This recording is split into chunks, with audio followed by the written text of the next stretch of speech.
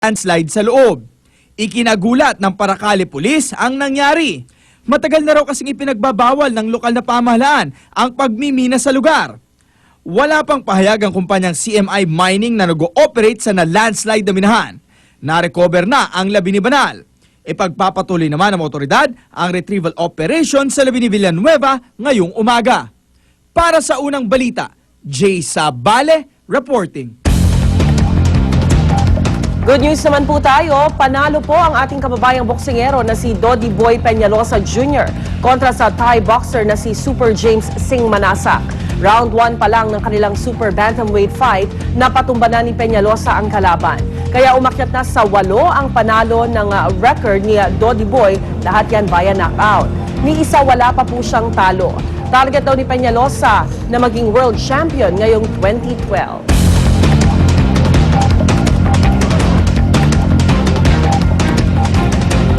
Samantalang nakakabahala naman nangyari sa undercard fight na laban ni Dodi Boy Peñalosa Jr.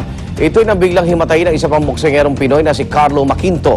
Pagkatapos ng kanyang laban, dakuna ng GMA News ang video ng laban sa imbitasyon ng organizer ang Jerry Pence Promotion. Darito ang report ni Chino Trinidad.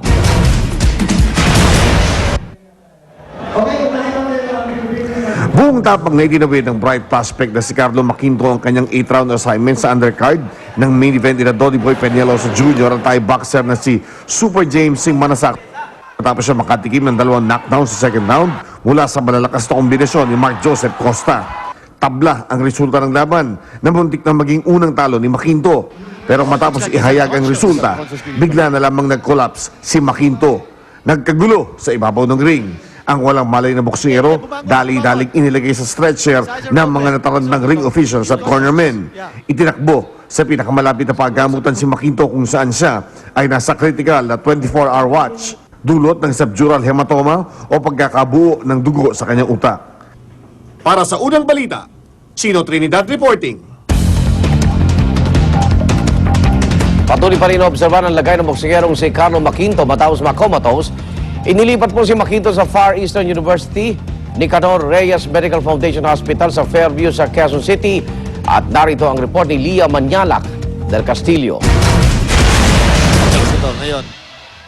Na-CT scan na ng mga doktor ang boksingerong si Carlo Maquinto at sa pinakahuli nilang abiso, hindi na raw dapat sumailalim sa anumang operasyon si Maquinto dahil sa maselang kondisyon. Tumanggi ang kanyang pamilya na magpa-interview.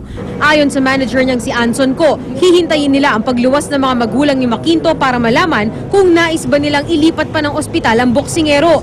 Taong 2009, nakomatose din ang boksingerong si Z Gores. Sa gitna ng pagdiriwang matapos maipanalo ang laban sa Las Vegas, bigla siyang bumagsak. Inoperahan si Gores para matanggal ang blood clot sa ulo at isinailalim sa induced comatose.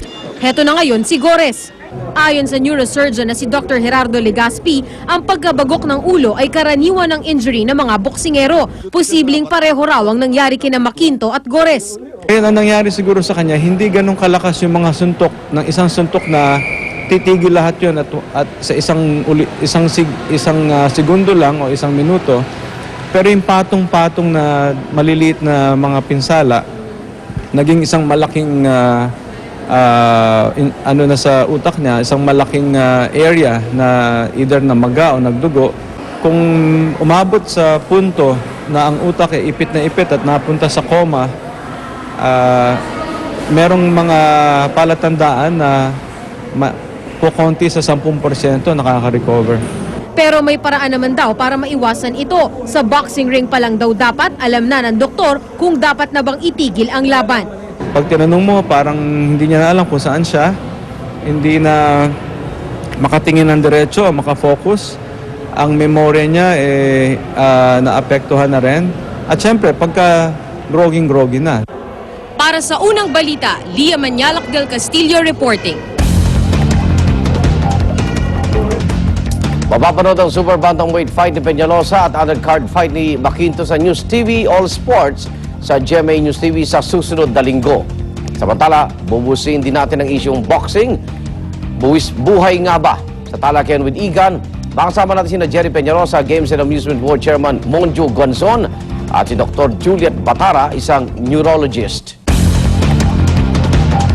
Sa ibang balita, pinaghahandaan na ang burol ni Negros Occidental Representative Iggy Arroyo dito sa Pilipinas. Pinag-aaralan naman ng Kongreso kung hihilingin sa COMELEC na magdaos ng special elections o magtalaga na lamang ng caretaker para punan ang nabakanteng pwesto ni Congressman Iggy Arroyo. Narito ang report ni Salima Refran. Inihahanda na ng kampo ni Mrs. Aleli Arroyo ang mga plano sa mga labi ni Negros Occidental Representative Iggy Arroyo oras na maibalik na ito sa bansa. Ayon sa abogado ni Mrs. Arroyo, una munang ilalagak ang labi ng kongresista ng 2 gabi sa bahay ng mga Arroyo sa La Vista, Quezon City. Nakikipag-ugnayan na rin sila kay House Speaker Feliciano Belmonte para sa isasagawang necrological services sa Kamara. Matapos ito, dadalhin ng mga kapatid ni Congressman Iggy ang kanyang labi sa Bacolod para masilayan ng kanyang constituents. Mula roon, ibabalik sa Maynila ang labi para sa isang gabing burol sa Santa Maria de la Estrada Parish sa Quezon City bago ihatid sa huling hantungan katabi ang kanyang ina sa Mausoleo ng mga Arroyo sa Manila North Cemetery. The family is still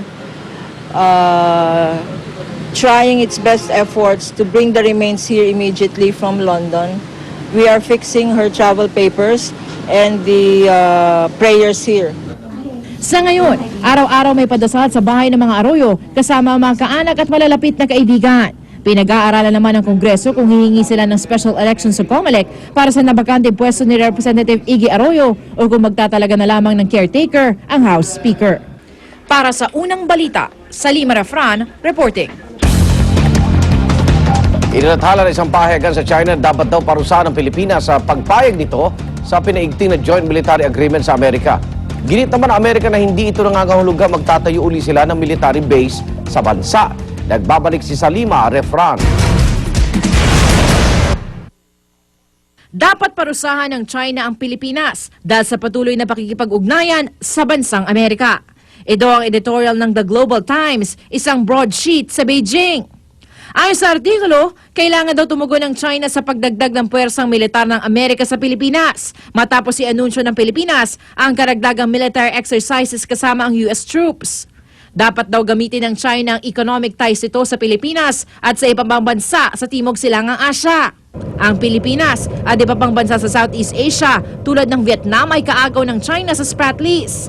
Wala pang komento ang Chinese government sa artikulo. Nauna nang giniit ng Malacanang na matagal nang kinakailangan ng bansa ang upgrade sa usapin ng national defense, hindi para maganda para sa territorial disputes, kundi panlaban sa terorismo at iba pang transnational crimes. Ayon kay Defense Secretary Voltaire Gasmin, posible raw na umikot ang mga barko ng Amerika sa teritoryo ng Pilipinas.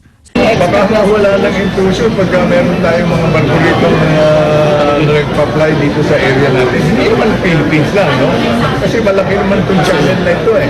Nauna nang tinanggi ng Malacanang at ng US State Department na kasama sa negosasyon ng pagpapatayo ng mga base militar ng Amerika sa Pilipinas. Para sa unang balita, Salima Refran, reporting. Dapat respetuhin ng China ang posisyon ng Pilipinas sa pakikipag-ugnayan nito sa Amerika. Ayon po yan kay Foreign Affairs Secretary Albert Del Rosario. Dagdag pa ng kalihim, kailangan daw panatilihin ng China at Pilipinas ang respeto sa soberenya ng bawat bansa. Kumpiyansa naman si Secretary Del Rosario na igagalang ng China ang posisyon ng Pilipinas sa isyung ito.